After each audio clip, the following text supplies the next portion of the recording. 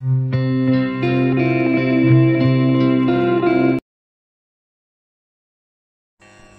కృష్ణ.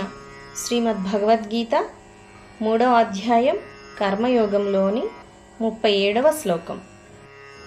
శ్రీ భగవానువాచ కామయేష క్రోధయేష రజోగుణా సముద్భవః మహాసనో మహాపాప్మా విద్యేనామిహ వైరిణం.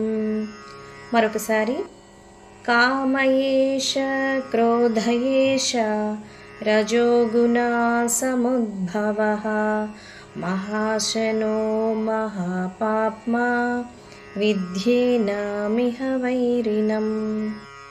ఇప్పుడు శ్లోకానికి ప్రతిపదార్థం తెలుసుకుందాం. శ్రీ భగవానువాచ, శ్రీ భగవానుడు పలికెను. కామః కోరిక, ఏష ఇది, క్రోధః కోపము, ఏష ఇది, రజగుణ రజోగుణము, సముద్భవః ఉత్పన్నమైన, మహా అసనః అన్నిటినీ కబలించే, మహాపాప్మ అత్యంత పాపిష్టి, విద్ధి తెలుసుకునుము, ఏనం ఇది, ఇహ ఈ ప్రాపంచిక లోకంలో, వైరిణం శత్రువు. భావం: రజోగుణం నుండి ఉత్పన్నమయ్యే కామమే కోరికలు వాంఛలుగా తదుపరి క్రోధముగా పరిణామం చెందుతుంది. దీనిని లోకంలో సర్వనాశనం చేసే పాపిష్టిదాన్నిగా తెలుసుకొనుము అని శ్రీకృష్ణ పరమాత్మ అర్జునునితో పలికెను.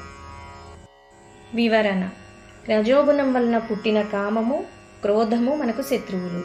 కోరికలు ఎన్ని తీరినా ఇంకా కోరికలు మిగిలే ఉంటాయి. కామదాహమునకు అంతులేదు. ఈ కామములు తీరకపోతే అవి మనకు శత్రువులుగా పరిణమించి అనేక మహాపాపములకు కారణమవుతూ ఉంటాయి.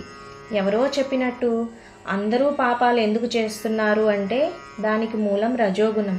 రజోగుణం వలన పుట్టిన కోరికలు, అవి తీరకపోతే వచ్చే కోపం. ఈ కోరికలు ఎంత అనుభవించినా వాటి ఆకలి దాహం తీరదు.